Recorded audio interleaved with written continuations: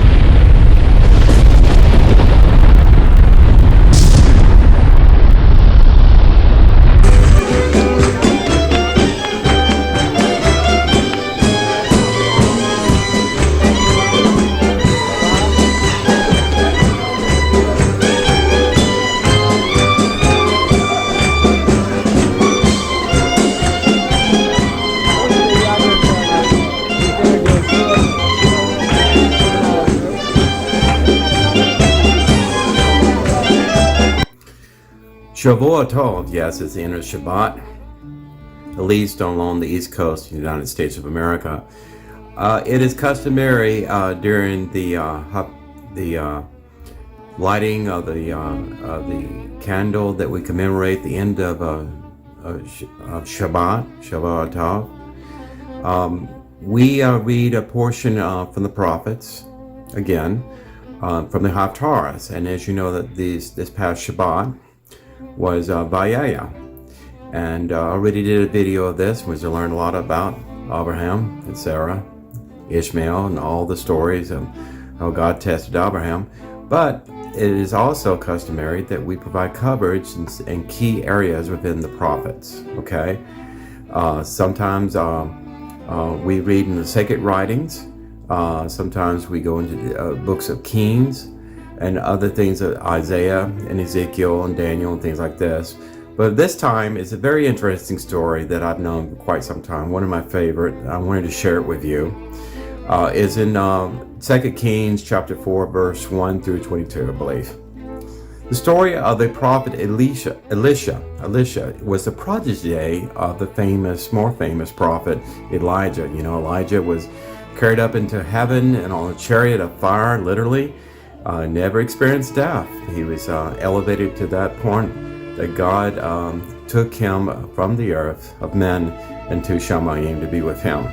And Elisha beheld that miracle, and so did other people. And Elisha, that really impressed Elisha. But with a robe that was upon Elijah of elevation was passed on to Elisha, he took that robe, he took that staff, and went forward. And Northern Israel during that time, if you remember the evil king of Ahab and Queen Jezebel and all of this stuff.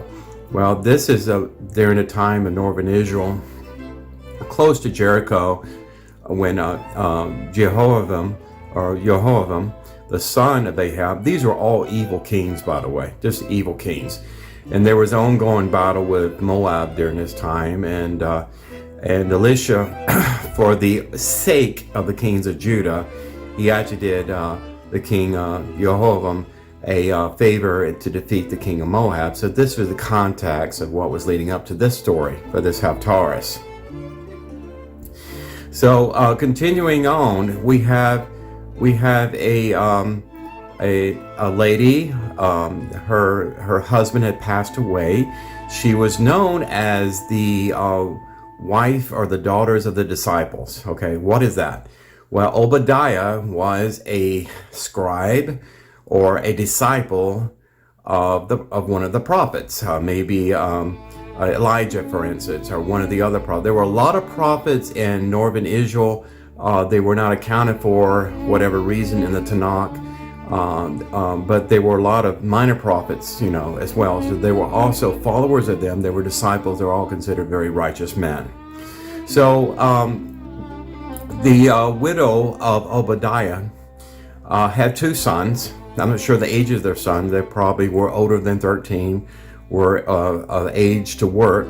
Anyway, there was a lot of poverty in this area near Jericho, and there was a drought situation ongoing probably, and with the threat of war and all the rebellion between the king of Northern Israel and the king of South Israel, Judea, that did not make things well for the common folk there. So anyway, Elisha was known as a miracle worker. He had done many miracles, and he was known by name and reputation. So he was known as a man of God. Okay, you hear the term man of God, man of God. Well, he's talking about a prophet in this case. So anyway, he met this widow, and she told him the story. Said, "I'm all out of money. I only have a vase with just a little bit of oil left. It's not even enough to light a candle or to burn, to even make bread or cook or whatever with. So I have no money left. I have my sons are still too young to go out and do big things for their lives to bring home income. So they're threatening, the creditors are threatening now, since I cannot even pay the interest on the loans I've taken out. They threaten to take my sons away as slaves." So Elisha had compassion on an individual that was less of repute as most people, and took charity upon her, and essentially said, "I want you to go and find around your village, around your neighborhood, and find every empty vase that's used for olive oil, and I want you to bring them to your house." And so this lady sent her sons out to find all these vases, and they may have had a cart or something. They piled them up in there. Anyway, there was the one vase that had a little bit of oil was sitting like on a table, maybe at a table where Elisha was sitting with his staff and talking to the widow.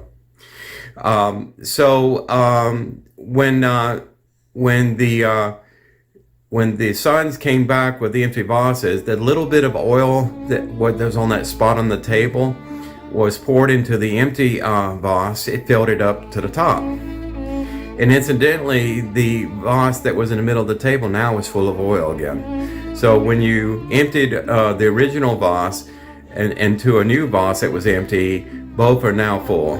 So this process continued until there was absolutely no more empty clay pots or vessels to put olive oil. It's kind of interesting story. So olive oil, during that time, virgin olive oil, kosher virgin olive oil was a commodity there. It was equal to gold. It's something that was bartered with. So she actually paid off all her debt and had some money to live on. She had so much olive oil there, and she probably opened up a store there to sell olive oil. But anyway, the olive oil, the miracle stopped as soon as they didn't have any more vases to fill. Another miracle I wanted to share with you, very interesting story. If you remember King David in his old age, he was dying. He was couldn't keep himself warm, and there was a beautiful young virgin, Shemite, I believe, Shemite woman, as they call them. And anyway, she kept King David warm during the day while his younger wife ruled Israel in his stead. But anyway, her sister, this is the story of her sister. If I get the story right, her husband was older, maybe sick. He could not plow the fields anymore. He could not take things to market. He could not do a lot. And they had no son. So they're pretty much in a poverty situation again. So you have another person who is short in their means and cannot help themselves, and probably righteous people that prayed. And here God was delivering the prayers for them, literally. So moving forward, Elisha had pity or care or empathy for this woman and her aged husband. He said, "This time next year, you will have a son." What's interesting, when Elisha came through different areas there with his disciples, with him and his people, they didn't have a place to stay. Okay, I don't know if they had Motel 6 or whatever, but the idea of a Shabbat house, I was thinking about this here when you have people outside a town or a state and they come to visit, they go to a Chabad house, go to a synagogue, whatever, go to a Jewish community. There's usually a place for that individual or family to stay overnight leading up to Friday and Shabbat, and then have no place else to stay. Anyway, this Shemaitis, as referred to her, she had a house. She had a room upstairs right there for Elisha. Anytime he wanted to come, he'd come there and sleep. So this is treating him with respect like that was wonderful, because the prophets in Northern Israel were not treated with a lot of respect. Okay, they were cursed roundly by the evil disciples of Baal. But anyway, this was refreshing here to show some respect for a prophet of God. So a year later, as Elisha had promised, she had a son. And one day her son went out into the field to help harvest the field or whatever, and he suddenly, maybe in the sun or something, he said, my head is killing me, it hurts. And evidently he ran a fever. I don't know if it was a hemorrhage or something, but anyway, they took him inside very quickly, and he died. He died in his mother's arms. Very sad story. So Elisha, or one of his disciples, when they came back through the area, found out about the calamity here. And he said, here, take my staff, and lay it upon the child's head until I have a chance to get there. Interesting. Men of God, prophets, are not allowed to touch dead bodies. Did you know that? It makes them ceremonially unclean. It's a big issue. But anyway, think about that. That staff began healing that boy immediately when it touched his head, started preparing the end of this story. So Elisha went in, beheld this lifeless boy, maybe in a coma or something, but he was considered to be dead. I don't know how many hours or whatever he was dead.